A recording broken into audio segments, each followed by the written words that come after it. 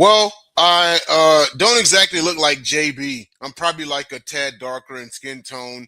I don't have a New York accent or anything like that. I've got a bit of a longer beard. You know what I mean? I'm not exactly Dave. He's like 6'7" and I'm 5'10".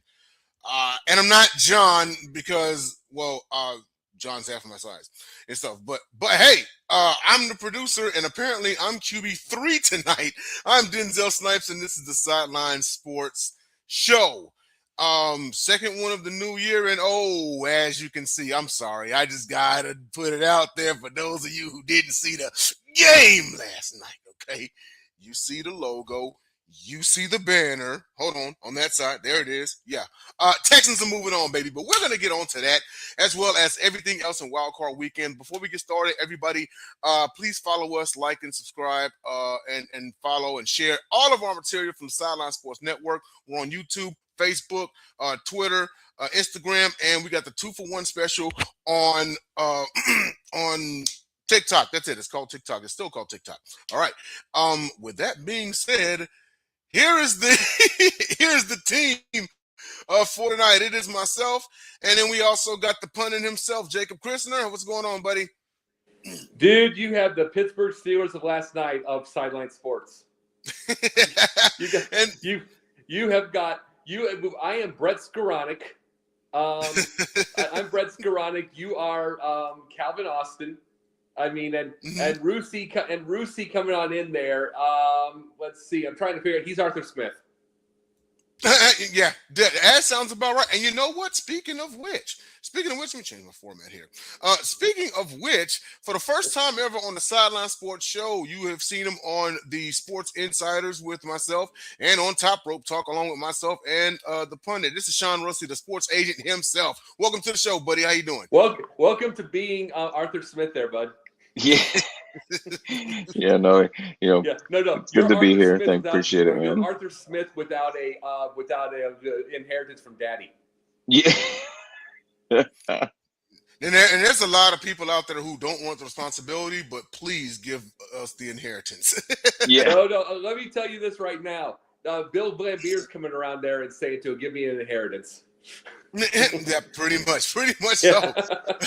Well, we're going to start off our program with, of course, our quick hits that sometimes are not so quick, but hey, it's on the show. We're going to tackle it. So let's get right to it. And we're going to our first one, and we're going to get more into the game details, but this is more on the person himself. Because and again, we're gonna get into the game details and everything. But the first quick hits that I wanted to ask you all is: have we seen quarterback Aaron Rodgers walk off the field for the last time? Now, also keep in mind that you may have had your opinion about it last night when it went on, but now add that to the fact that just earlier today, Mike Tomlin out-asked Pittsburgh Steelers head coach after 19 seasons. How much would that influence your answer? But we'll start with Sean. Sean, what do you think, man? Yeah, I mean, whether Tomlin stayed or not, I think my answer would be he's probably going to semi-retire. I would consider him, a potential to do what Phillip Rivers did this year. If a team's in the playoff race and someone goes down late next year, I could see him filling in, but I don't see him doing the year-to-year grind anymore. But I don't think he'll officially file his paperwork. I think he'll be like Rivers. He'll be like Roethlisberger, who held off paperwork for a while. I don't think he'll actually file his paperwork. Okay. All right. And then Jacob, what about you? What do you think? I think he would have given it a thought if Tomlin stayed. He loved it. He loved every bit there. He actually looked like he was enjoying himself. And it was all – and see, the whole thing with Mike is it shows – by the way, Sean, I was telling this to him earlier just off the screen. Tomlin might be – we're not going to say he's the greatest football coach or any kind of thing of all time by a stretch as far as X's and O's or anything. He might be the greatest pure psychologist we'll ever see in this era. Yeah. Just the idea that a jerk, prick, ridiculous dude like Rodgers was on his complete best behavior without Mike Tomlin asking him to be. Yeah. He loved him. It's just – but it's – and it's one of those things. It's like we're not going to see this again 19 straight years. And we're going to be talking about this, I guess, in the thing, but we're not going to see this again. It's like anybody being liked that level. Forget fans, players, and just casual fans of the whole deal. And then the whole league loved the guy. Yeah. Loved him. And it's like, and it's sad. I wish he would have been that good. But as far as Aaron Rodgers, no, he's done. Period. Gone. End of story. It's like he's not going to do the grind for another guy. He's not going to do it for Clint Kubiak or whoever it is. Yeah, it's exactly. over. But we'll talk about Tomlin in a second. Yeah. I actually echo the same sentiments as Jacob. I think that if he was thinking about it, he would only stay if Tomlin was there. He loved Tomlin. He loved Pittsburgh. But I just do not see him. Now I think he's gone. I just do not see him going and playing for another coach. This actually reminds me of when Brett Favre retired. I don't know if you two remember. Brett Favre actually said that he physically could still do it, but it was the mental grind. It was attending OTAs, attending film sessions, learning new plays every single year. You think Aaron Rodgers is going to want to learn a new system playing somewhere else at 43 years of age? Well, see, you got to remember what you just said. Think about this for a second. It's like doing the film mental grind. That means they don't want to coach. You want to know the favorite thing of Phillip Rivers was the mental grind. Right. That is true. He loved to be able to go through that. So we know darn good and well whatsoever that who's going to be a coach and who's not. The people that are not going to be the coach don't want to look at film. Yeah. Yeah, absolutely. I agree with that one right there. So our second one, we're going to switch on to another sport here. So there's a lot of rumors going on, and the trade deadline is approaching. Will Grizzlies point guard Ja Morant be traded? Let's start off with Sean. You're the sports agent. What do you see here, buddy? No, I mean, I could definitely see it, especially since Jackson got the extension. They traded Bane to the Magic in the offseason, so they've kind of been headed this direction. I could definitely see them, resetting that backcourt there. And with the value, now this is going to be the tough part, right? Because Morant's obviously had some issues off the court. He's had some, a few injury issues, but not too many. But I that's going to be where a team tries to, get a little cheaper, is because, well, what's he doing in the locker room? And these are big questions the GMs are going to be talking about. So I wouldn't be surprised to see what we would consider not market value, in terms of Ja Morant, if he is moved. Okay. I think that is the biggest thing, because it's almost as if Memphis was willing to put up with his shenanigans. Obviously they are, because he's still there. Okay. Team suspended him, NBA suspended him, they handled the incidents. He's been relatively good since, all of that, right? Teams can go by recent history. He stayed out of trouble. He's a relatively healthy young man. Still an explosive player, right? Guy still in his 20s. But there may be some teams out there who will look at his past and say, hey, man, I don't know. I don't trust it. I can see him being moved and the Grizzlies blowing it up and kind of starting all over again. The question is where. Now, Houston was rumored to be in the mix. Me personally, as a Rockets fan, I like the guy, but I hope we don't get him, because I don't want to give up who we already have right now. I don't want to give up Sengun or Thompson or Smith or anybody else, right? I like who we have right now. I already had ill feelings about even moving to get Durant, so let's not put me through that again. And I don't mean to be selfish, but screw it. Let's not put me through that again, all right? No, and it's very similar to, Gilbert on the Wizards when he was still, cooking, but he had the gun incident, and it was like, is it time to move on? And then when they finally moved on from him, then when he did move on, he wasn't the same after he left Washington. So I wonder what happens to Ja when he does get to a new environment and away from his people. Yeah, indeed. Jacob, what do you think, man? You think he'll be moved? Yeah. Shot in the dark, I think, yeah. Chicago will be gunning for him. He'll be number one with a bullet. It's things like that, but how many gun references can I do with this idiot?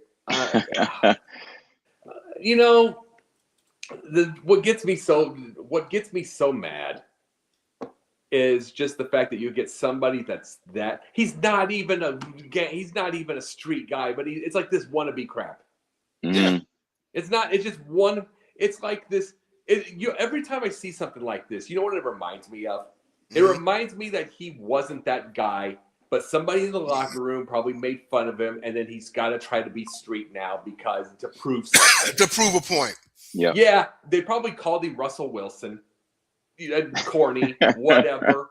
They probably called him, they probably did whatever. They probably did all that crap just because. But I'm like, you want to know what Russell Wilson's not going to do? Get in trouble with guns. Well, yeah, he's not gonna get in trouble at all. But I mean, he's not going to get in trouble at all. The only trouble he's going to get into is with the media while he does more dips in the airplane. I mean, John is probably a little more closer to being street. He would actually use the slang and stuff like that without actually being like a street guy, get in trouble or anything. Russ is still the hi guys, howdy neighbor type. You know what I mean? So John probably is a little bit more. And they probably called him Russ. I'll bet you anything. They called him Russ in the locker room by saying because he wasn't in the streets. And then he had to prove he's in the streets. Now he's in trouble. It's like, good if you're Russ. Good. You know what you're doing? You're saving tons of money. You're investing. You're doing very well with life. And you're going to live. Mm-hmm. You're going to live. Because guess what? Messing around with guns, you get you shot. Yeah. So guess what? Russ ain't going to be doing that kind of stuff. He's going to be keeping his abs at 60 years old and then dating Ciara still. Or keep him married to her. Yeah, exactly. Well, you know what? That actually leads us to our third quick hit. You mentioned John Morant going to Chicago because it's interesting, man. What a time to be alive if you're a Chicago sports fan. You got your Bears doing their thing, and we'll get to them in just a little bit.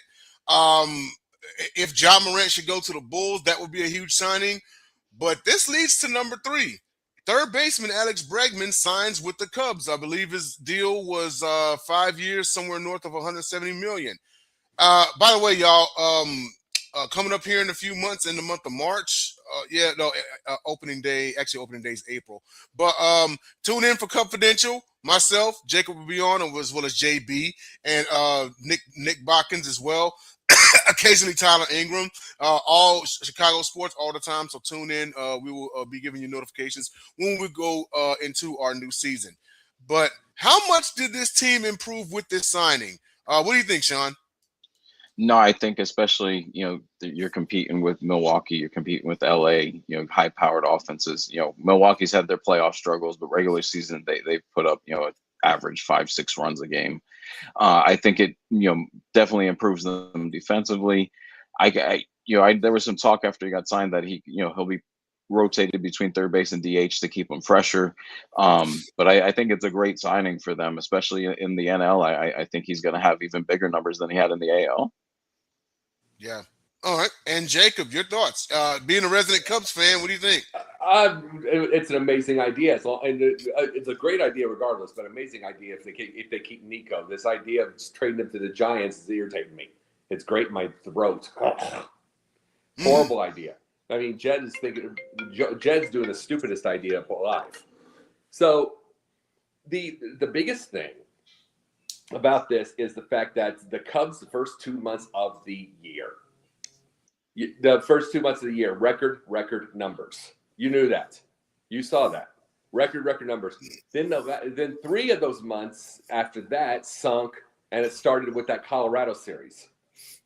Right. You know what I mean? It started with that Colorado. They just swept the series, but it was like 2-1 and 3-2 and 2-0 or whatever. Just horrible. Then the whole situation goes. Then the last of the month, everything starts to come together, do everything like that. But remember this: PCA got a 30-30, but it's like 28-28 or something like that at the break. So it was the least impressive 30-30 ever. Huh? Yeah. So the biggest thing is Cubs team needs, and you're right about firepower, Sean. But here's the thing that they need: they need to keep off the strikeouts. They need to get on the bags. The biggest thing about it is Nico, Bush, and now Bregman all have high on base percentages. Mm-hmm. It's like only Bush strikes out with a decent amount. The other 2 do not. The reason Bregman is so important is because it needs a solid base before you get to the power. Mm-hmm. Yeah, and everything like that. And personally, I'll say this. I would have taken Kyle Schwarber if it was Tucker gone. Yeah. I would have taken Yeah. it if it's Tucker gone. But both of them would have just been strikeout machines, especially in the middle of the deal. So you need that power. What you need on that base is you need a Bregman, you need Nico, you need Bush, all those guys who get on regularly, and then you need the power. No, and that's really what Milwaukee and Cincinnati have built themselves on in terms of regular season is on base percentage. So Yeah. the two toughest guys in your division right now are built the way you've got to kind of fix yourself in terms of what you were missing. Yeah. Well, all those, this is the thing. All those people that we saw, that everything we see, they had 9 teams in the whole majors at 250 or over average as a team. But the top 2 were the Toronto and the Dodgers. Right. 265 and 259, both high on base percentages. It's like no matter how much the stupid analytics tries to keep on base percentages away or stolen bases away or everything like that, those 2 were top 2 in everything. Yeah. And then they hit homers. And then they hit homers to boot. Yeah. Someone like Bregman is a signing you need to get you to the next stage. If you did a time shift and Bregman was there last year, the Cubs eliminate the Brewers and they take the Dodgers 7 games. Well, there's no question. It's like that's the point I'm making with something like this. It's like the Cubs need to cut the. I mean, I'm not. Everybody wants the power. Well, that's great to YouTube and it's great for TikTok. And it's great to have for the 30-second clips. But as far as the overall team, you never know if you're getting a big home run in a 9-2 game the other way. Right, that's true. You don't know. So, I mean, yeah, it looks nice and impressive, but how many strikeouts did you have in that game? What I would like to see for the Cubs this year, they had 3 or 4 games early in the year they didn't strike out at all. And then one later in the year they didn't strike out at all. I would love to see more of those games where they limited the strikeouts and got on base more and kind of got there. And every once in a while, you're going to have a pile of homers. Right. But no, it's like you said, they had the power outage versus Colorado. You can't be dependent on that. And you have the high struck out numbers, and then all of a sudden you've got 1 and 2 run averages for the week. Yeah. And it's like, and absolutely, you can't rely. I mean, if you have a power outage against Colorado, you're in trouble. Yeah. And Colorado's horrible. And it's like, those are the things with that. It's like, if you're going to have that, if you're going to have that against Colorado, you have the final game against Milwaukee. Yeah. Like that. If you hit against the teams you need to do, you're going to beat Milwaukee. Absolutely. And that's what they did in 16. And that's why I wanted a Bregman, is because in 16 they were way more consistent all year, if not 2 months of record numbers, but just consistent all year. Yeah. All right. Well, with that being said, that was our quick hits. We're going to take a commercial break, and when we get back, we're going to roll right into our topics for the evening. So stay tuned. This is the Sideline Sports Show. We're going to pay some bills. Be back in 41. Sideline Sports live every Tuesday night at 8:30 p.m. Eastern Time. Not a great league, the American League. The National League is far and away better. I know we have those 4 games in All our right, John, I'm book. going to stop you there. The Orioles haven't gotten to the World No, Series. I'm just saying, for, if you're a decades, fan so- of any team, Cam Newton's always. Oh my gosh, you just say that name and I know something stupid's coming there. 8,000 points a game. What is Dragon Ball Z's in the WNBA now? It's in a dog pile. Stuff happens in the bottom of that Hey, pile a you lot don't of even stuff. want to know about. You get spit on, you get poked, Spit you on, get poked your in the hair eye, is in the pulled. ear. Yeah. You get, yes. He's not a leader. He's a child. Go play on your burner account and go have fun. Those are our funny ass commercials. Welcome back to the Sideline Sports Show. I am your host, Denzel Snipes. I'm here with Sean Russey, the sports agent himself, and the pundit, Jacob Christner. We're going to roll right into the action here. And that is so we now, and then there were 2 national championship game. Who saw number 10 Miami making it all the way? A lot of people saw Indiana making it all the way. Well, these are your last 2 that will be playing for the national championship on January the 19th.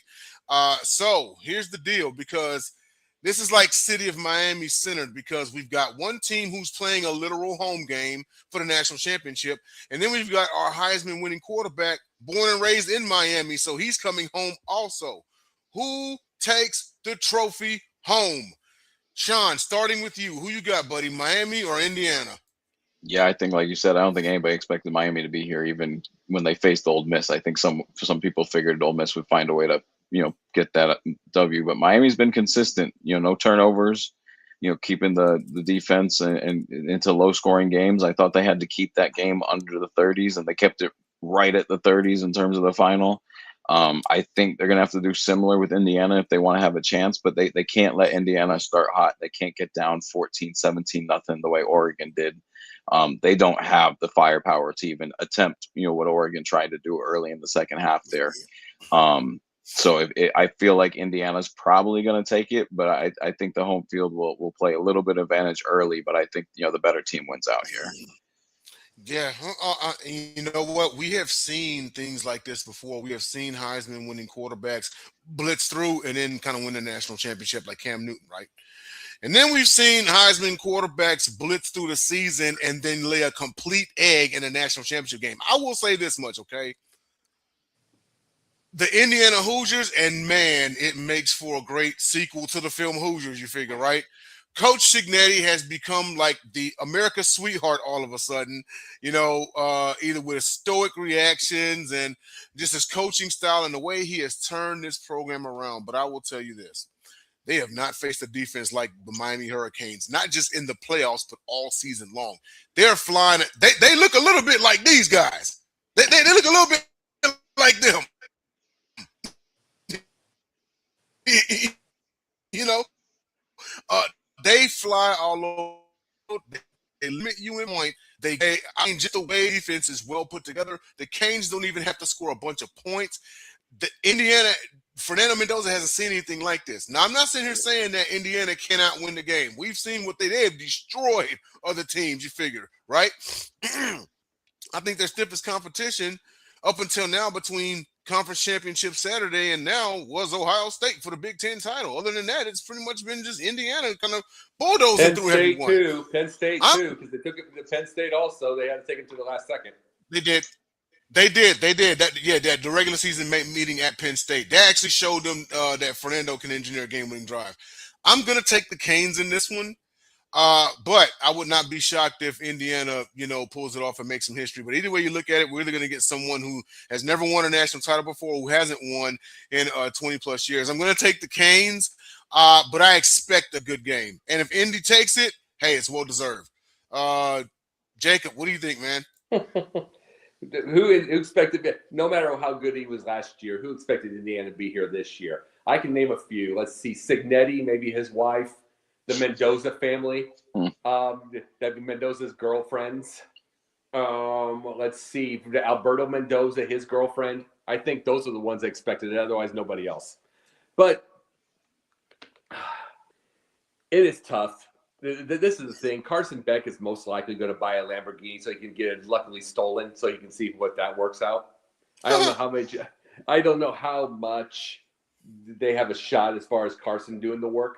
Miami's got an awesome defense. But one thing that Indiana's never seen is that amount of cocaine at one time in a suitcase of Michael Irvin. I mean, that dude is wired for sound. I think cocaine takes Michael Irvin. but seriously, Indiana's just, if you allow them there, it's over. And this is the thing about Miami. They have to play the perfect game, both offense and defense. Cignetti's teams do not make mistakes at all. They are like Bobby Knight's 1970s, 1980s basketball teams. Yeah. Mind you, you might keep the game close, but it's one of those things. They just play that well all the time. And both of them are grouches, Bobby Knight and Kurt Cignetti. Both of them are major grouches, no matter how far you were up. And that's just they mastered their game. And that the biggest thing about this is that's why Cignetti has an NFL deal, which I still don't want to see. But that's why it's the idea of getting a franchise or a program, as you will, to play that perfectly all the time. They had the same month that Georgia had. They had the same month that all those other teams that got absolutely clobbered, Ohio State. They had the same month, and they absolutely murdered them. They murdered everybody. So who's making a mistake? Is Ryan Day making a mistake? Is Kirby Smart making a mistake? They're champions. It's like, or does Cignetti have something figured? All right. What do you think it's going to take for Miami to win the game offensively or defensively? Prayer. No, Defensively, they'll hold up their end. There's no question about that. But offensively, Carson Beck's just so he has an arm, but he's so sloppy. Boy, I can see Indiana picking him off 3 times. Yeah. I mean, I will tell you this much because some people will allude to the running game because, I mean, Indiana's defense is pretty stout also. You know what I mean? They did shut down Alabama. I think Alabama had -3. No, that was the Georgia game. But also keep in mind, Alabama couldn't run the football worth of shit all season. Their running game completely disappeared. That's how you knew it was over with as far as it's like Saban's gone, but like that was a shell of an Alabama team. You can't Kalen run the DeBoer, football. Like, come on, Kalen, man. you got to remember this with Kalen DeBoer. You had Nimrod. You had Nimrod from the SEC Network, Paul Feinbaum, talking about how he gave him ice cream and hugs instead of Saban. Oh yeah. I mean, Saban was so mean and nasty, and he won 7 rings. So I mean, mean and nasty brought a run game. The ice cream and hugs didn't. Yeah. So that is true. remember this part. It's like I said about, I don't know if Sean Rusi saw this or not, but I put this on Facebook. I mean, Paul Feinbaum is basically the human version of showing that Cialis doesn't work for everybody. Yeah. And last but not least, Sean, what do you think? Because Indiana is, last I saw, they're a touchdown favorite. What is it going to take for Miami to win this ball game? Yeah. What do you think it's going to take for Indiana to win this ball game, offensively and defensively? No, I think, like Jacob said, the Miami defense is going to be there, but I really think that they've got to win the turnover battle. So if Carson throws it one, they got to go get one back for him. They've got to win the turnover battle. I know it's cliche, obviously, the turnover battle usually is won by the team that ends up winning the game. But I think for Miami to have some sort of chance, they've got to win the turnover battle, like 4-2 or 5-3, whatever it is. They've got to offset Beck's errors. And I think, like Jacob said, I think he is going to make a few errors this game. I don't think we're going to see the same success we've seen the last couple weeks in terms of the low turnover numbers. I think he's going to, 2 to 3 picks, I think is a good guess for this game. So I think that's why Miami needs to answer right back and get some fumbles, get some picks of their own. Even if they don't turn into defensive touchdowns, they just got to offset Beck's mistakes. Yeah. Yeah, absolutely. And rely on their running game. They have a nice 2-punch system with Fletcher, JR, and Brown.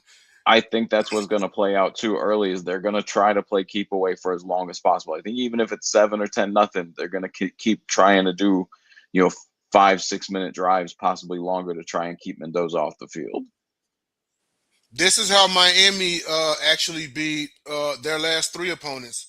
Is these long sustained drives, especially in particular. So I want to say that Miami actually had 2 or 3 10-plus play drives during the game versus Ole Miss. And this is probably what it's going to come to. Keep Mendoza on the sidelines. Long, grueling, punch him in the mouth, sustained drives, and keep Mendoza off the field because Indiana can have a quick strike offense, but I mean, like Sean said, you can't let them get off to a hot start. You can't spot them 14, 21 points. Miami's best case is they put the pressure on. They're up 7 or 14, and then they see what Mendoza does under, down 14 points. Right. Jacob? Plus, the thing about this is the fact, they get Mendoza on the field, he's going to score, then he'll get onto the interview stage and become Tebow with tacos. Basically. It's just, just like they talk the same about Jesus.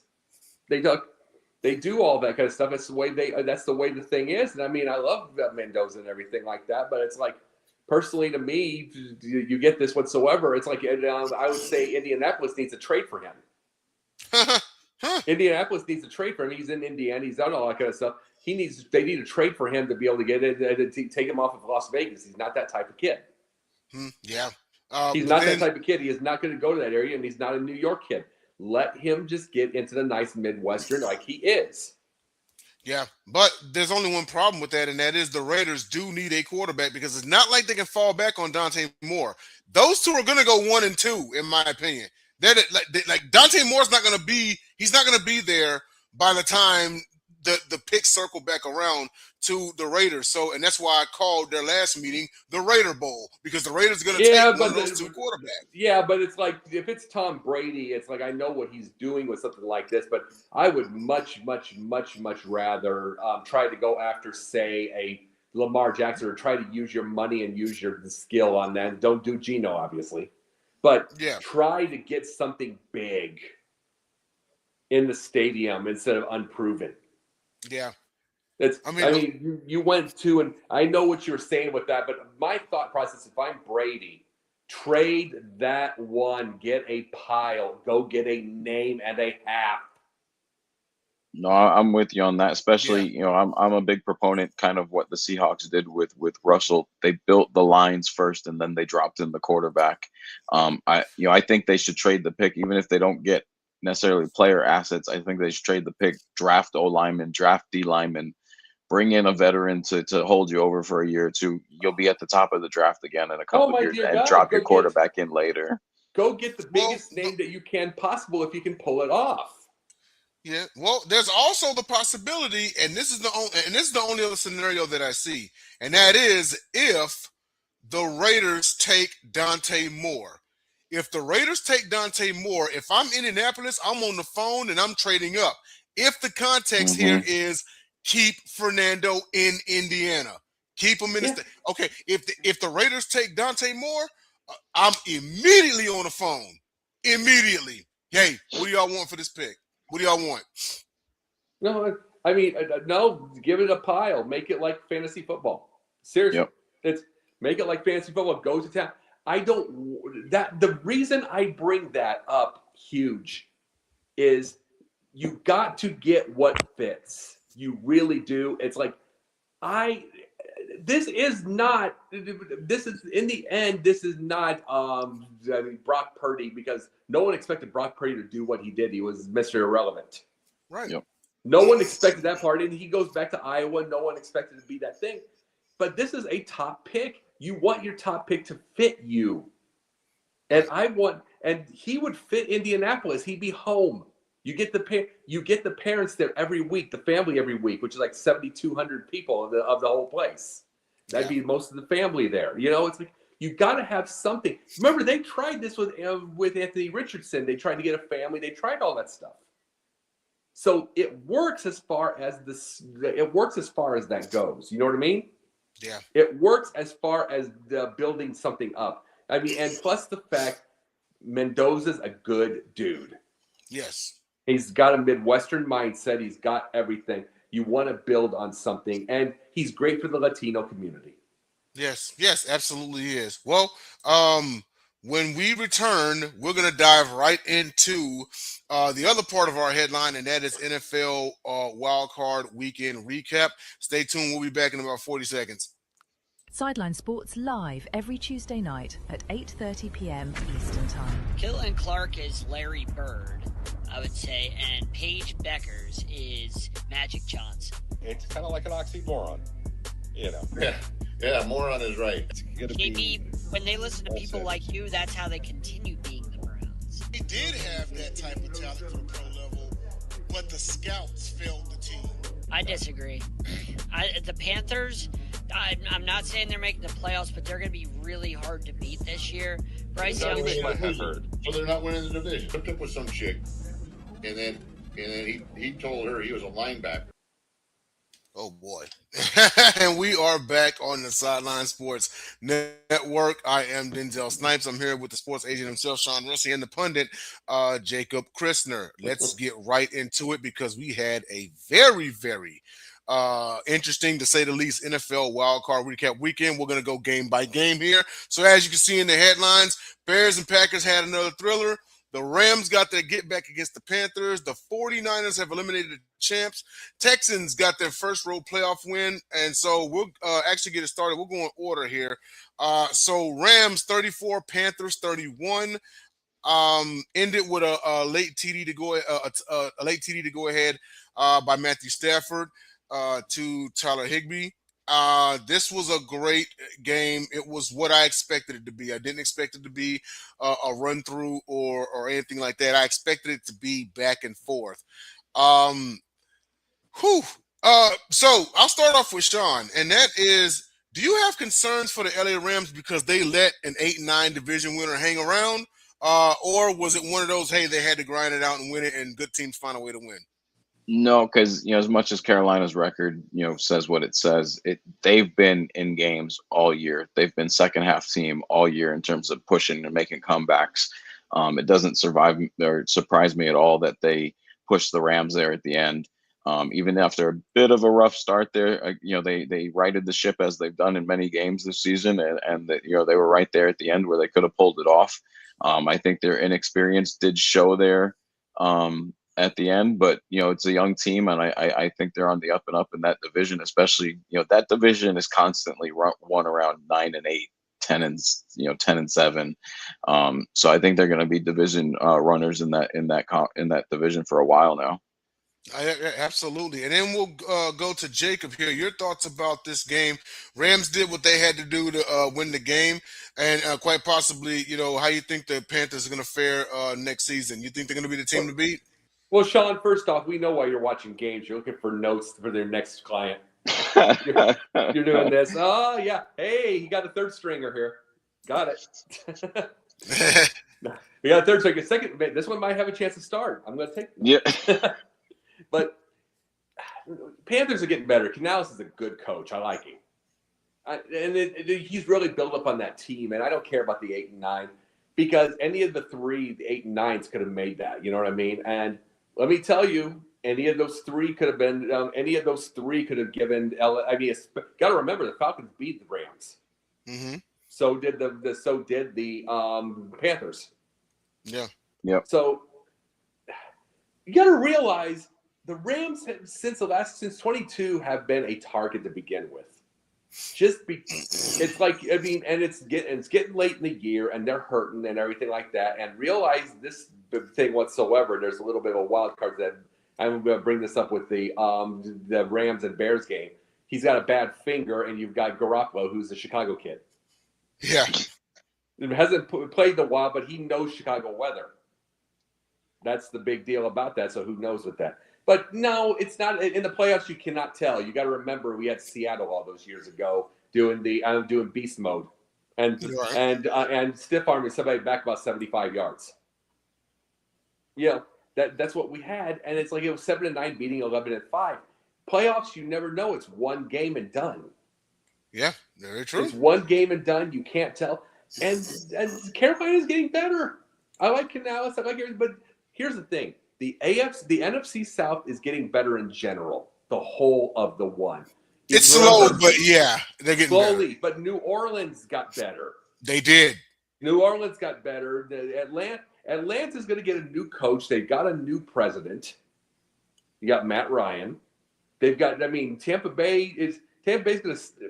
No matter if people are in a way a little bit. They're a little bit down that they kept Todd Bowles.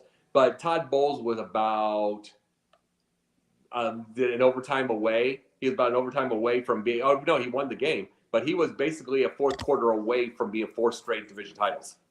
Yeah. So it's going to get better and more competitive. It's been terrible the last 3 or 4 years. It's going to get better and more competitive.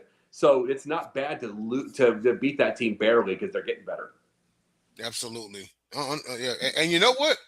We actually are going to go right back to you here in just a second because what a hell of a Saturday night. Bears 31, Packers 27. The Bears, including the postseason, win the season series. They eliminate the Packers for the first time since World War II. How about that? Jacob, man, I know it was up and down for you on Saturday night, brother. We all were in the group chat and everything. What a party in Chicago, man. Your thoughts about this game? I'll be completely honest. When I was younger, I got Michael Irvin level nuts when I was younger. I mean, I didn't have a belt and I didn't whack the TV. Dad would have killed me. I didn't have cocaine, but I got Michael Irvin level nuts back in those times. Now, as you know from what I thought of Caleb all off season and all the last 2 years, my emotions go into the off season more than in the game. Right. It's because I don't get it in the game because I don't need my heart going up and down like that. But I'm watching close, and I'm cheering, and I'm raising my arms touchdown, and I'm doing all that stuff. But I'm not panicking if they give them up. Right. So I mean, Troy Geary was saying how that I am almost collapsing. Oh my God! It's like, that's not my style anymore. It's like we lose, but it's like you can't panic. Yeah. I've seen Bears fans throw glasses in bars too much, break this stuff, get charged for it, all that kind of thing. It's like, just wait and see. And see, that way you know who's going to win and who's going to lose. You get the idea when your head is clear. And you know what? And before we switch to Sean, because I know you were so critical of number 18 ever since last season and in this season, and I know your feelings have changed. What are your thoughts on Caleb Williams now? I'll tell you what changed it. I will tell you what changed it big time. Number one, Ben Johnson. That's a big deal. I mean, That's Ben true. Johnson got him to man up. But when he got his ankle kicked, that was a cheap shot. That could have been a Charles Martin of this era. Mm-hmm. That could have been. He kicked him, and it was a cheap shot right in the ankle. I absolutely, when he hopped off the field, I thought he popped I absolutely thought he popped an Achilles the way he hopped off that field. I was getting in my head that it's going to be Bajent. Even though they hadn't brought anything up yet, I was getting it in my head. And the Bears had the momentum, and Bajent's still the thrower, so it would have been fine. But then he came on. Not only did he get a sit down, he didn't go into the tent. He refused to go into the tent, and then he walked on, didn't hop on. And that said everything to me that he's learned to man up. Yeah. It reminds me, I'll give you a little wrestling thing. It's remember when Jim Cornette turned babyface, says, Mama, you're going to have to sit. I'm going to take you out of wrestling, blah, blah, blah. He says, Mama, you're going to have to sit down and get this because I got to handle this like a man. You're right. That's what he said in his promo, and I feel like that's what Caleb had to do. Yeah. And he finally had to do, regardless of the lipstick, regardless of all that kind of stuff like that, it's like he manned up. Yeah. He did. Up and big time. And it's like, so that won me over big time with that because he did not even hop on the field. He walked back on the field after that. Yeah. And you know what? To me, I think it goes in stages with Caleb Williams because when he was at Oklahoma, I was sure he could throw, but everyone knew he had wheels. He could run. I mean, Lincoln Riley had designed runs for him and everything. And then he transfers to USC. He follows Lincoln Riley. He becomes a better passer at USC. He wins the Heisman. Then he comes into the pros. He had all these ills, and then along comes Ben Johnson. It's almost like he's learning how to be a pro quarterback with Ben Johnson. Because we have seen the Caleb this year was nowhere near the Caleb last year. No, well, for one thing, Ben Johnson basically, I don't know what he said in the locker room because I wasn't in the locker room. I'm not like the fans who think. But something that got in there that made him man up. Literally, he literally took over the locker room. I mean, you got to realize when he took that ball in his hands about that wide. Yeah. His hands that big wide and everything like that. And it's like these guys are bigger than we think. Yeah. And then he's palming a ball and just handing it over to the guy. And it's like, but he literally took control of the locker room and he took everything. And it's like, Ben, I had a bad feeling. Ben Johnson said he had to teach him how to be, how to man up. He had to teach him how to get some confidence. I'm like, usually confidence would be automatic. But boy, it worked, and I like to know how he did it. Yeah, absolutely. And Sean, we'll get your thoughts about the Packers-Bears thriller. What were your thoughts about this game? Your thoughts about Caleb Williams, and also, and you know what? I'll ask you this also: should this loss have costed head coach Matt LaFleur his job? It's tough because Green Bay's dealt with a lot of late injuries here and big significant injuries. I think it would be a shame to pin that on LaFleur. I think, it is a much different game with a healthy Green Bay defense, as we saw when they were healthy for the first 10 to 12 weeks. They pretty much dominated every team they faced in terms of the defensive side of the ball when Micah was in there. So I think it would have been a different game. I'm not saying Chicago would have lost, but I don't think it should cost LaFleur his job, even with the blown lead in the fourth quarter. I know that stings and it's hard to swallow that type of loss, but to have that game, where you were with the injuries, I think should be what he's applauded for versus, they blew it in the fourth quarter. No, Chicago just had a really good fourth quarter. And like Jacob said, played pretty much mistake free. Caleb put on, what you had to do it. He had essentially a perfect fourth quarter there. And I think in terms of Caleb and Ben Johnson, it's just one of those things where coaching in the NFL is more important than any other sport to me. You can take a team and you could put a Jim Harbaugh in there, and that team is automatically going to turn around into at least a wild card contender. And I really don't care the type of talent you have on the roster, and it's because of the coach you have on the sideline. It's kind of like what Kyle Shanahan's done this year with all the injuries. Ben Johnson, though, kind of like Jim Harbaugh did with Alex Smith, he unlocked something for Caleb Williams.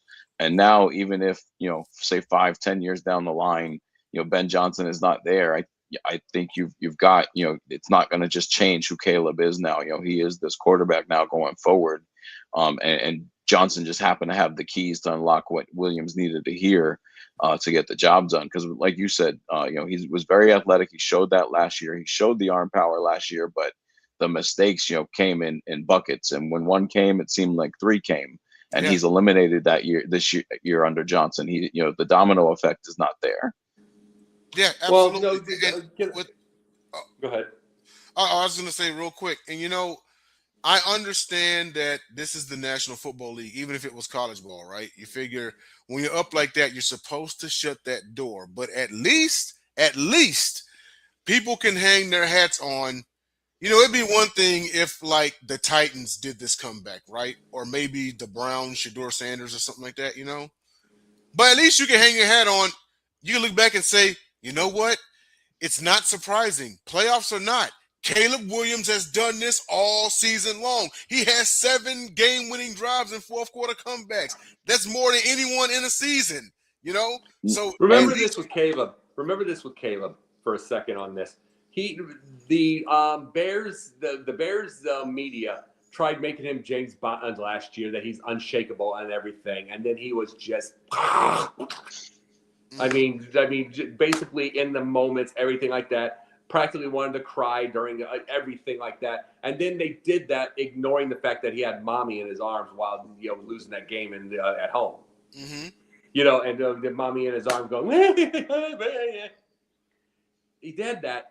And then all of a sudden you get a man out there like Ben Johnson, and it's like realizing and reminding him the Jim Cornette thing of, mommy, you got to sit down. I got to go get it now.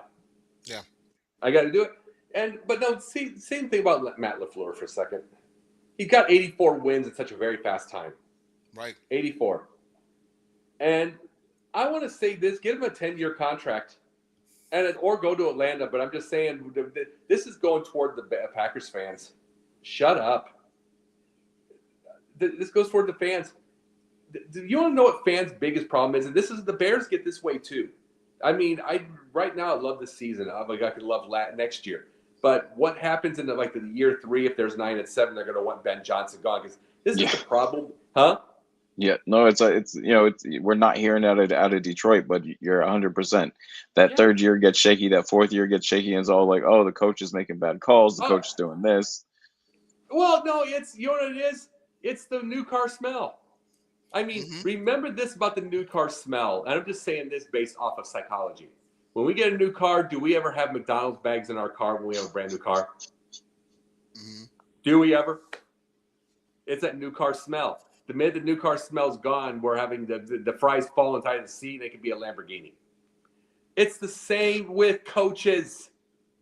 It's the same with coaches. Third year gets shaky, fourth year gets shaky. They're still great coaches. Look at the ridiculousness of the Steelers fans and how they treated Tom in the last 5 years. And he's never had a losing season. Ever. These idiots don't realize how tough it is to win the NFL.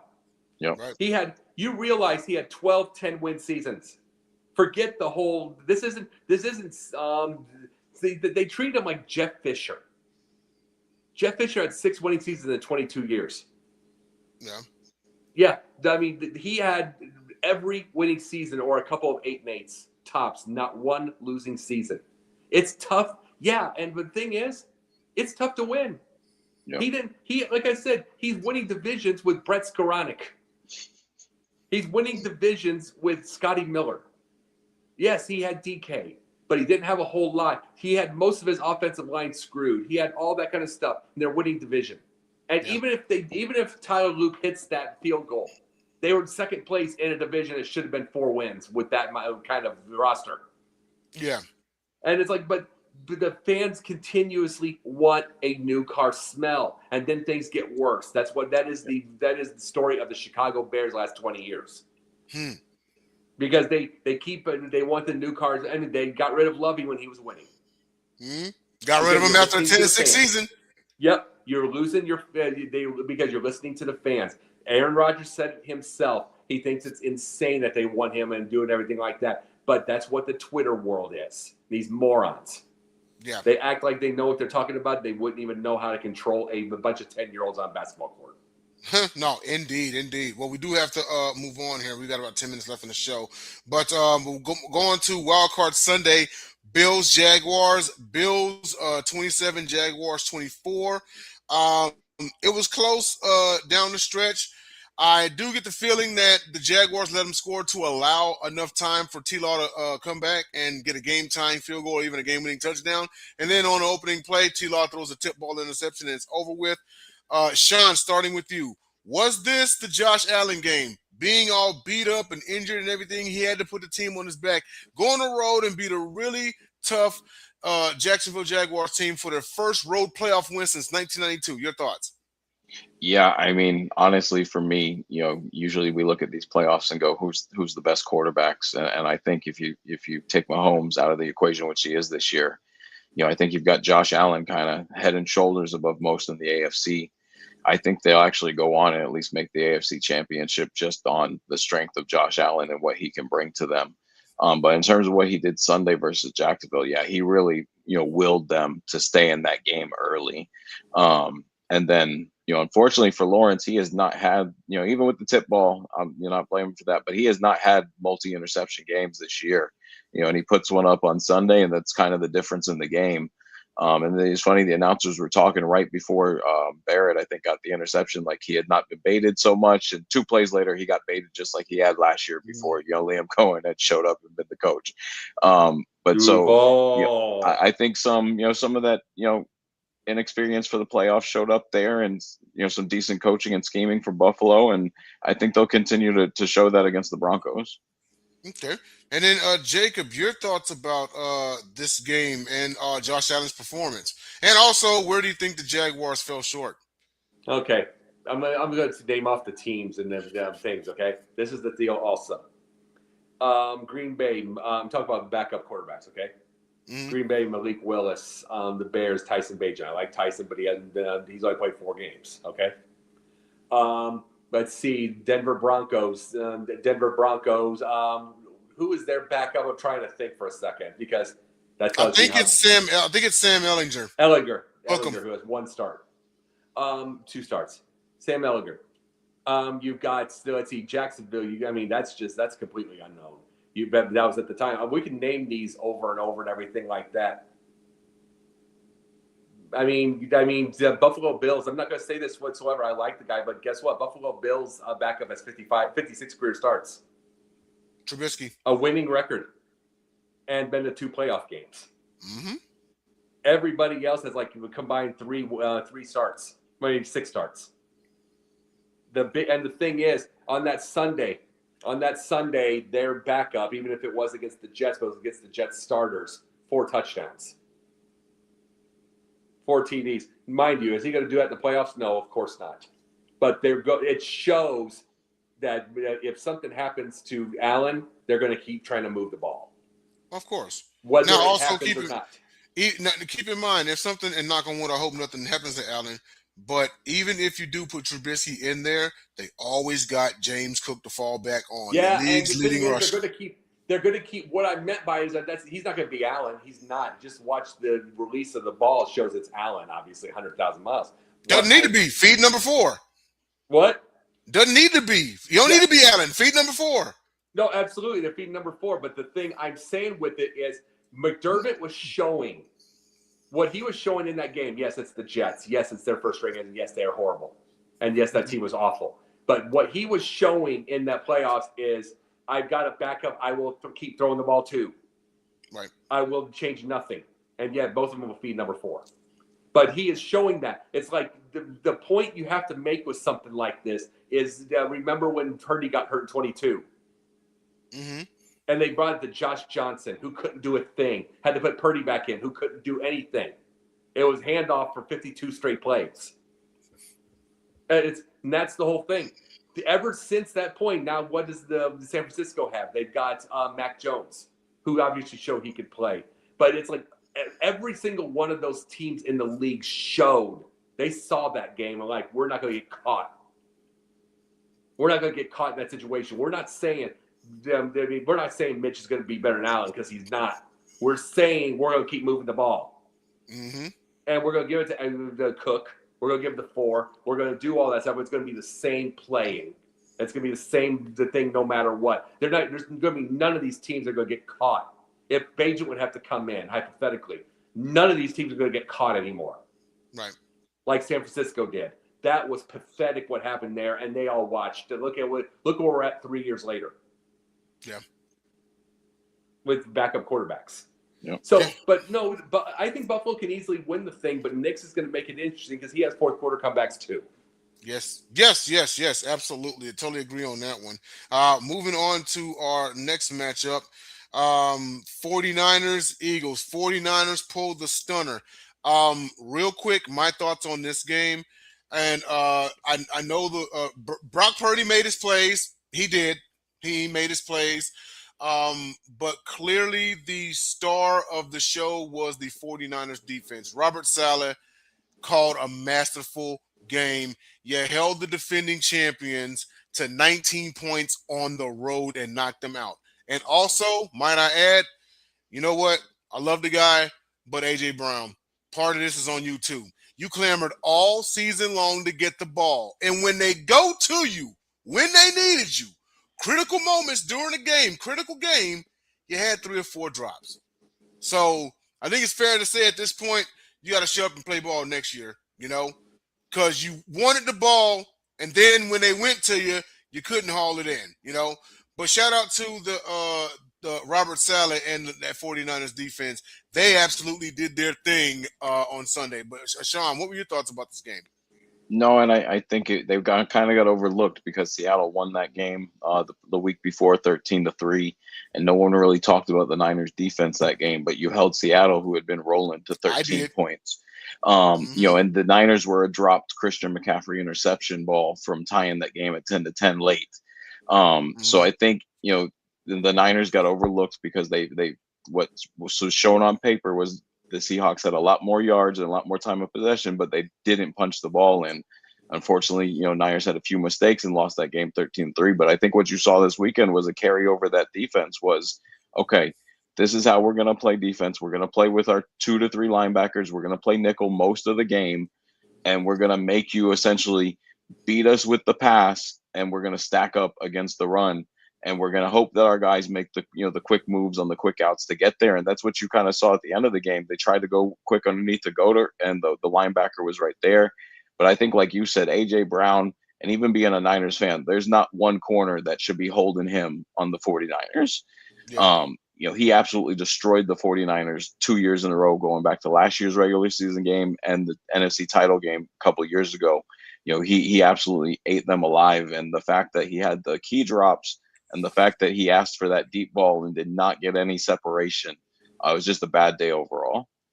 Yeah, indeed. What about you, real quick, Jacob? Okay, do you think that the Niners won this game or the Eagles lost this game? Did the Eagles lose this game more than the 49ers won it? Niners won with a play that should have been in 2022 when Purdy got hurt. Mm-hmm. It should have been around, huh? They had run it in the Super Bowl versus Kansas City last time they ran it. Yeah, but they should have done that in 22. That's what I'm saying. They should have won it in 22 when they had no quarterback. Mm-hmm. So, but they did it, and look what happened. This is the point. See, but that's the big thing. And yeah, the Niners won it, but the Eagles. This is the thing. A.J. Brown's not helping himself whatsoever. And even though A.J. Brown helped me win a fantasy title, I gotta still say he's. But the biggest thing is he's not helping himself, because you look at take one look at the playoffs, every single one of them, okay? Take one look at it. The Bears, they have DJ Moore, but he's been injured most of the year. You got basically rookie Luther Burden. You've got, Odunze been hurt. They've got Olamide Zaccheaus, who basically doesn't know how to catch a ball if it's not perfect. Mm-hmm. So he drops. So they've got that, and they've won games. Green Bay, who the heck did they have in their team? I mean, they had Romeo Dobbs late, and he looks like the head from MTV. I mean, and Josh Jacobs is returning kicks. And here's the thing: if you miss Romeo Dobbs with that big old clog on his head, you're an idiot. But they had no one else. Look at the Denver Broncos receiving core. Nothing, and they're in. They won the division. They're number 1 seed. It's like Buffalo. We've seen what Buffalo's had. A.J. Brown's making this gigantic mistake because there's not these two. I'll say this: Mike McDaniel and Andy Reid. Andy Reid made it better. It made these big, giant Brandon Marshall and who's the other one? Alshon Jeffrey for the Bears. Yeah. It made these giant Brandon Marshall, Alshon Jeffrey combinations completely obsolete. It's like we talked about Pittsburgh, and we kind of made fun of what there is, and they were talking about this. They won a division with the end of the year, Adam Thielen, Brett Skoranek. They did no DK Metcalf, Calvin Austin, who had 28 catches all year, and they won a division. AJ screwing up because they don't need this. None of them. Pittsburgh doesn't have an offense. Don't get that wrong. But no, the big power offenses have the same thing. Mm-hmm. They don't need them. You're spread the ball around with like 14 different guys.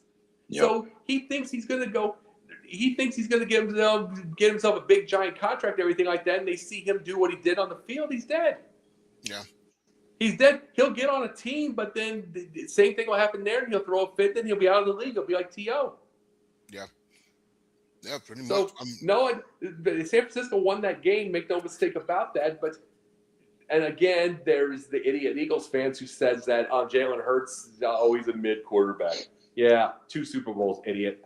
Put Tanner McKee in there, and they have 6 wins next year. Yeah.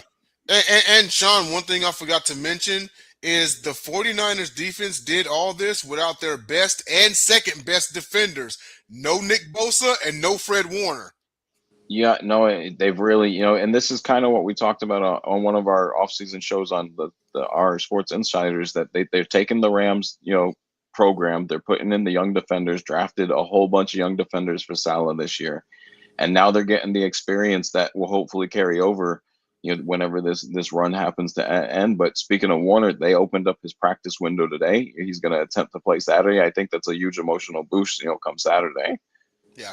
Yeah, absolutely. Well, look, but you brought up the Rams. Puka only. Everybody else is very.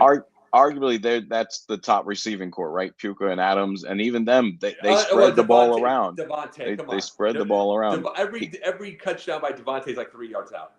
Yeah, but again, his route running is top notch. You can't really get the fact that also at one point led the league in 3 yards out. The fact that he can get the separation on 3 yards is says a lot about. No, you're correct on that. But what I'm saying by itself is like the danger is not Devontae.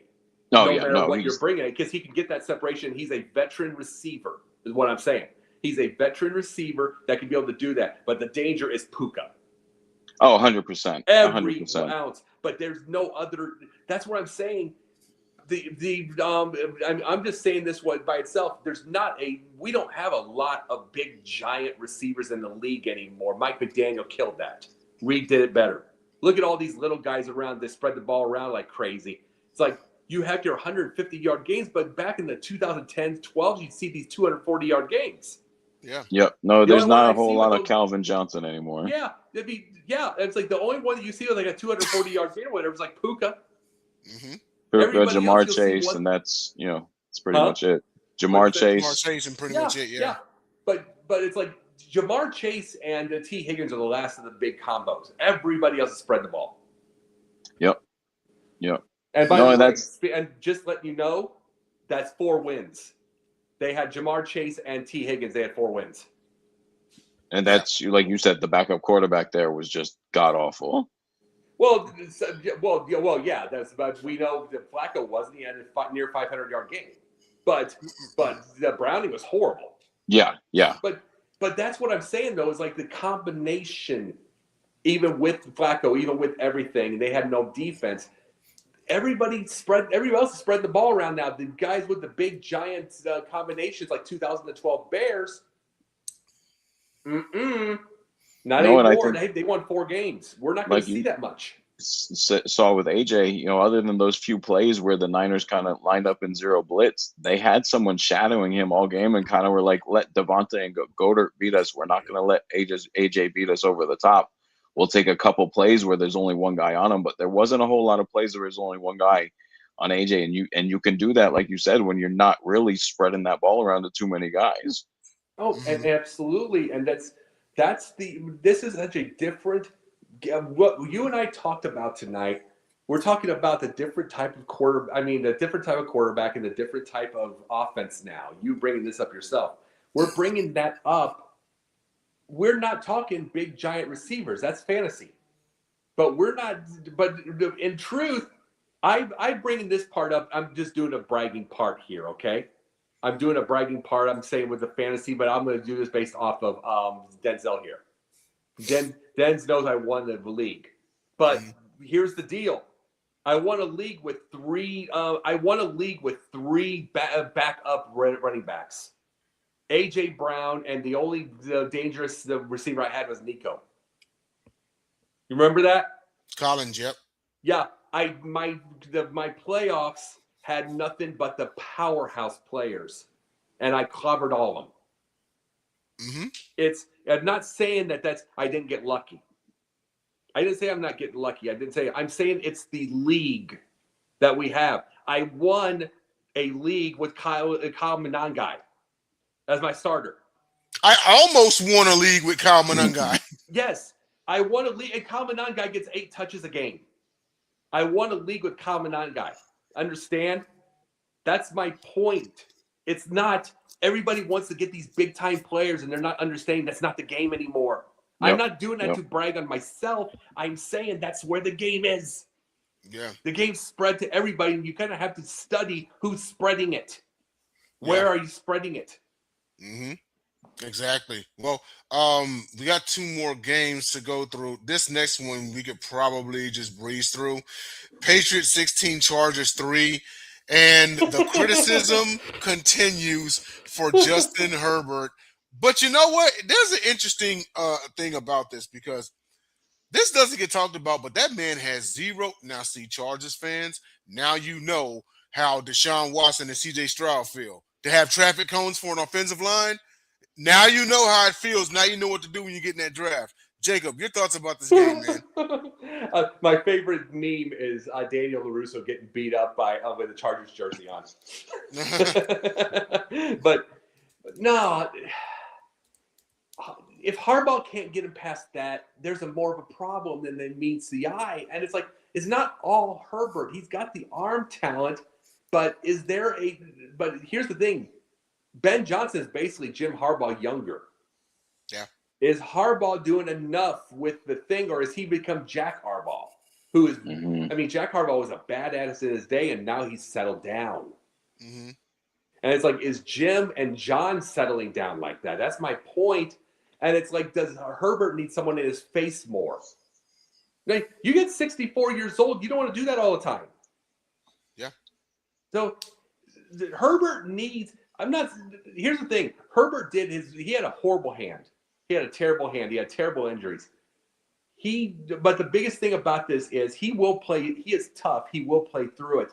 But he needs somebody to get in his head. I'm not a 64-year-old, basically a tough guy from his day. But a 64-year-old tough guy is still tough, but they're settled down. They just are. If they don't, you become Bob Knight, and then you at 80 years old, you're walking like, you just wore everything out. You're trying to keep yourself healthy as you get older, so you don't want to do that. I mean, someone like Herbert probably needs a Ben Johnson or a LaFleur or something like that that's younger and go with it. Yeah. I'm not saying he's going to leave Harbaugh, but I'm talking about getting an OC that's young. And Yeah. please don't get please do not get Mike McDaniel to try to be the tough guy. He looks like Jeff Van Gundy. Oh, and as far as Herbert being beat up, me and you have talked about Todd Monken. Don't go get him. Herbert will be on a stretcher. Oh, no, there's no question about that. But what I'm saying is they need someone to get in the face, but you need a guy with size. It's like, that's why I say I want McDaniel in the booth. He looks like Jeff Van Gundy holding onto somebody's leg to break up a fight. Yeah. I mean, he looks like a fourth grader trying to dress like his dad. Yeah. No, I understand. Sean, your thoughts about this game, man? Yeah, so I mean, obviously domination by the Patriots here. They didn't even have to show a lot of their hand. The game was kind of, in hand early, which I think is the advantage in the playoffs when you don't have to go deep in your playbook. So we'll see what they pull out next week. But in terms of the Chargers, it'd be interesting. Like Jacob said, I don't think Harbaugh's going anywhere, and they kind of solidified that today. This will be the first time, to my knowledge, too, that Harbaugh's going to be without offensive coordinator Greg Roman. So it's going to be interesting to see what happens in terms of the hire. Do they go younger, like I suggested could help Herbert, or do they go to someone where Harbaugh is just going to start calling the plays? It'll be interesting to see, but I think they'll go with a strong-minded running offensive coordinator like Roman was. So I don't think it's going to be a giant help to Herbert, unfortunately. And we'll kind of see what happens. But I think, it will be interesting. It's Harbaugh's first time without Roman. And a lot is going to fall on his decision to move on from him if the Chargers take any steps back on offense. Greg, here's what happened. It was California, and Greg Roman looks like Rush Limbaugh. Pretty much, yeah. That's what happened with the offense. I mean, the people in California don't want Rush, so that's what happened. Yeah, absolutely. And last but not least, as we close out the show, Texans 30, Steelers 6. Steelers held to their lowest amount of points in playoff history. We talked about A-Rod, we talked about Mike Tomlin. So this really is more about the game itself. Just looking at the final score, if you fell asleep, if you had to work today or something like that, you would see, whoa, it was a blowout. It was actually 7-6 entering the fourth quarter, and then the Texans just scored 23 points just like that. And they were terrorizing A-Rod all night, 12 quarterback hits, 4 sacks, 2 defensive touchdowns, a pick 6, and a scoop and score off of a strip sack fumble. Woody Marks got his first 100-yard game of the season, rushed for 112 and a score. The Christian Kirk, not Charlie Kirk, Stephen A. Christian Kirk. Just kidding. But the Christian Kirk breakout game, 8 for 144 and a score. How about that? So your thoughts about this game in general? I know it took a little while to get going. Stroud did throw a touchdown pass, but he also had 5 fumbles. He had 3 turnovers. He was responsible for 3 turnovers, a horrible interception. I'm screaming at the TV, run it, dude. That's what you do. Had no business throwing that ball. Then he also had 2 lost fumbles, especially off of flea flicker. But he kept fighting, and he willed his team through. But obviously the story of the game was the defense. But your thoughts about this, Jacob? Named the name of Charlie Kirk, and I was going to say he's going to steal your name, Sniper. I know, right? Yeah. But can I say this real fast? I just want to say it with Mike Tomlin for a second. I just want to go with this, okay? We were talking about Pittsburgh here. I'm going to miss the guy. I'm going to miss him. I think he's retiring. I really do. I really get everything like this. He did everything he could be able to do and did everything, but he is the end of an era in the kind of, we're all in our 40s. You know what I mean? Mm-hmm. We're all in our 40s. He's the end of our era of the football we knew. A lot of rough, tough running, long, sustained drives, tough defense. Right. You can't do it anymore. You can't. It's like these offenses spread the ball too darn much. You can get your defense for a while, but it wears out like Pittsburgh did. Right. Just because they spread so much. But to me, Mike Tomlin is going to be down. Yeah, he struggled at the very end, as a he's basically like Doc. I mean, Shearer said it right. He is Doc Rivers with the playoffs. But you know something, Doc Rivers is not a psychologist the way Tomlin is. Doc Rivers steals coaching jobs from deserving guys. Tomlin would never do that. Right. But that is the classiest dude who basically saved Ryan Clark's life by getting him off that field. Yes. He saved his life getting him off the field. Ryan Clark tried to hide it from him. Mm-hmm. This was at Denver. He can't play at Denver because he's got that condition. True. Yeah, and it's like, and he says, I'm not putting you on that field. Tomlin won 8 division titles. 8. With the way he was, 12 10-win seasons, and he did it that way. He did it his way. And I'm not going to listen to the things and the struggles at the end. I hope he. I don't. Here's the thing: he can struggle getting to the playoffs and doing all that kind of stuff. Let me say this: it's better than being an end of Landry and Tom Landry at the time. Yeah. Anyway, he had 3 straight losing seasons and go. And by the way, everyone, I just wanted to be able to say thank you for having me on, and I better get I got an early morning tomorrow. You guys there? Yeah. Yeah, we're here. I've got an early morning tomorrow, so I got to get going. Okay, it's okay. We're about to close the show anyway. Hey, thanks a lot for coming on. Thank you, buddy. Have a good one. All right, you too. Real quick, Sean, your thoughts about this game, and then we'll wrap it up. Just to kind of add to what he was saying about Tomlin, it's kind of like when Parcells and George Seifert kind of walked away, and finally it's a different era in coaching now.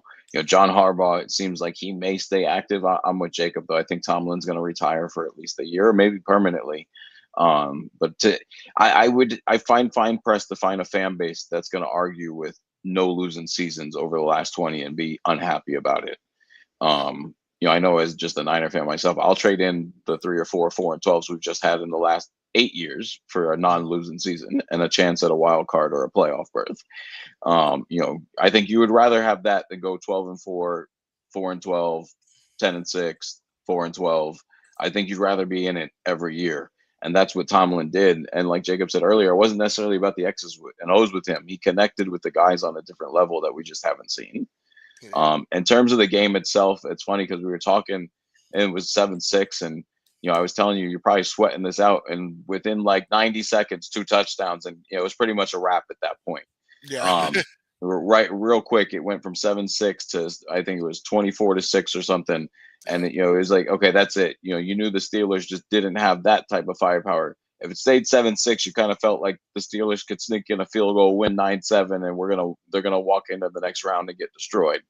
But that game turned quickly. Like you said, if someone turned in late, they're like, oh, Steelers just got blown out. No, I mean, it really fell apart quickly there at the end for them. I think it was a great defensive game and kind of, it was a good capper for Tomlin's career, to be honest with you. Yeah. No, absolutely. That one right there I can agree with. Had this even when the Texans had that scoop and score to go up 11, I'm like, that's still Aaron Rodgers on the other side, and he had, we saw he had a game-winning drive left in him last week against Baltimore. If this was Green Bay Rodgers, I'm soiling myself. You just never know, right? Because especially when you have someone back there like that, it's kind of like Favre on the Vikings. There's a chance. There's a chance. There absolutely is a chance. Well, that is our show, ladies and gentlemen. I know we ran a little bit over, but thanks a lot for joining us. Shout out to you, Sean. Thanks for joining. I know it was last minute. Contacted you and you showed up. Thanks a lot. We will be on the air on Thursday for the Sports Insiders and also Friday for Gauntlet. So until then, I'm going to do my best, Dave. There's a lot going on in the world. We're starting off 2026. Let's keep it positive and keep it pushing, So be good humans, and we will see you all next week. The gang should be back and all healed up. So until then, ladies and gentlemen,